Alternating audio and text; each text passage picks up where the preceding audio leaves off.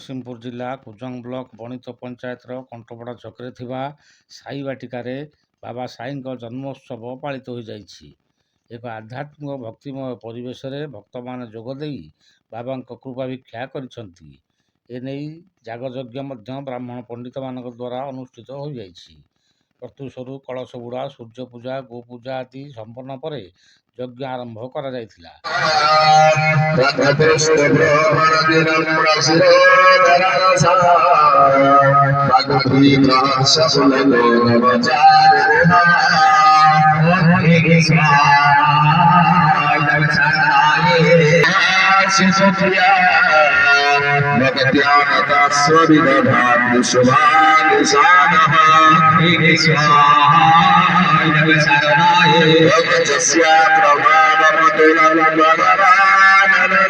କଣ୍ଟପଡ଼ା ଗ୍ରାମର ତ୍ୟାଗୀ ବ୍ୟକ୍ତି ଶ୍ରୀ ହରେକୃଷ୍ଣ ନାୟକଙ୍କ ତ୍ୟାଗ ବଳରେ ଏଠାରେ ଏକ ସାଇ ମନ୍ଦିର ପ୍ରତିଷ୍ଠା ହେବାର ସୁଯୋଗ ସୃଷ୍ଟି ହୋଇଥିଲା। ହରେକୃଷ୍ଣ ନିଜର ଜମିକୁ ସ୍ୱତଃପ୍ରବୃତ୍ତ ସାଇ ମନ୍ଦିର ନାଁରେ ଦାନ କରି ଏକ ମହାନ କର୍ତ୍ତବ୍ୟ କରିଥିବା ଜଣାଯାଇଛି।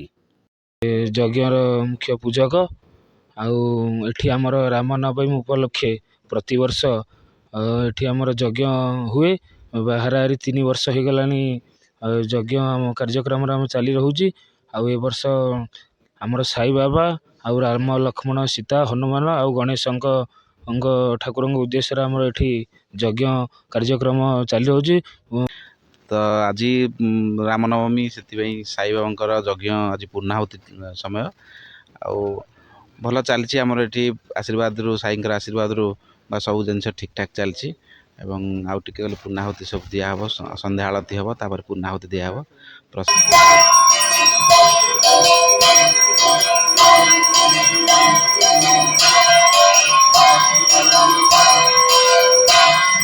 ତିନି ବର୍ଷ ହେଲା ବି ଆମେ 2 ଜଣ ସ୍ୱାମୀ ସ୍ତ୍ରୀ କର୍ତ୍ତି ହେଉଛୁ। ଆଉ ବଡ଼ ଭାଗ୍ୟର କଥା, ଯାହା ହଉ ଭଗବାନ ଆମ ଉପରେ ସେତିକି ଦୟା କରିଛନ୍ତି, ଯାହା 2 ଜଣ ଯାକ କର୍ତ୍ତି ହେଇଛୁ। ଆଉ ନିଜକୁ ସୌଭାଗ୍ୟ ମନେ କରୁଛି। ସାଇ ମନ୍ଦିରର ସହଯୋଗୀ ନିର୍ମାତା ଶିବନାରାୟଣ ନାୟକ, ସାଇ କମିଟି ସଭାପତି ହିମାଂଶୁ ଶେଖର ସାମଲ, ସହଯୋଗୀ ସଦସ୍ୟ ଶରଦ ସେନାପତି, ଅଜୟ ସାହୁ, ଦିବାକର ସାମଲ, ରବୀନ୍ଦ୍ର ସାହୁ ପ୍ରମୁଖ ଓ ଗ୍ରାମବାସୀଙ୍କ ପୂର୍ଣ୍ଣ ସହଯୋଗରେ ଏହି ମହାନ କାର୍ଯ୍ୟ ସମ୍ପନ୍ନ କରାଯାଇଛି। ଅଜୟ କୁମାର ସାହୁ, ଆମ ଘର କଣ୍ଟାପଡ଼ା ବଣିତ ପଞ୍ଚାୟତର। ଏଠି ଆମ ସାଇ ମନ୍ଦିର 4 ବର୍ଷ ହେଲା ଚାଲିଛି। ଆମର ରାମନବମୀ ଦିନ ବାବାଙ୍କର ଯଜ୍ଞ ଉତ୍ସବ ପାଳନ କରାଯାଏ। ତାର ଗୋଟେ ଦିନ ଆଗରୁ କଳସ ଯାତ୍ରା ହୁଏ। ଆମର ଏଠି 2-3 ହଜାର ଭକ୍ତଙ୍କ ସମାଗମ ହୁଏ। ଏ ଟାଇପ୍ର ବାବାଙ୍କ କୃପାରୁ ଏଠି 3-4 ବର୍ଷ ହେଲା ଚାଲିଛି। ଆଉ ଆମର ଜଣେ ଭକ୍ତ ମଉସା କହୁଥିଲେ, ହରେକୃଷ୍ଣ ନାୟକ, ତାଙ୍କର ନିଜସ୍ୱ ଜମି 1 ଗୁଣ୍ଠ ବାବାଙ୍କୁ ସେ ଦାନ କରିଛନ୍ତି। ସେ ସ୍ଥାନରେ ଆମର ବାବାଙ୍କ ମନ୍ଦିର ସ୍ଥାପନା ହେଇଛି। ଏଠି 3 ବିଗ୍ରହ ବି ଆମର ସ୍ଥାପନା କରାଯାଇଛି।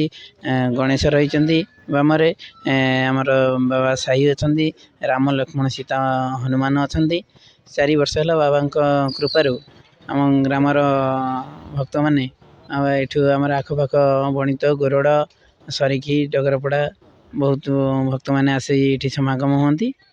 ଏଇଠି ବି ବାବାଙ୍କ କୃପାରୁ ସବୁ ଚାଲିଛି।